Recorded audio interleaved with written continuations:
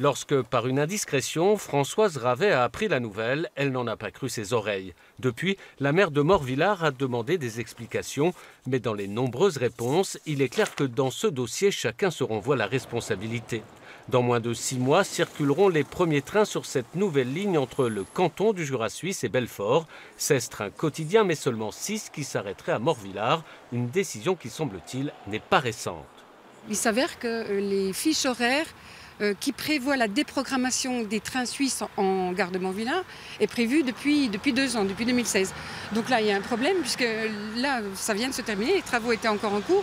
On vient d'installer la première borne de recharge électrique pour les véhicules électriques. Vous n'avez jamais été prévenu de ça? Jamais prévenu, je l'ai appris complètement fortuitement. 60 places de parking, des liaisons intermodales, bus, vélo, train, rien ne laissait présager un tel revirement. Morvillars est situé à 7 km de la Suisse. Environ un tiers des familles vit de revenus gagnés de l'autre côté de la frontière. Embarrassé, le conseil régional envisage de réexaminer cette décision.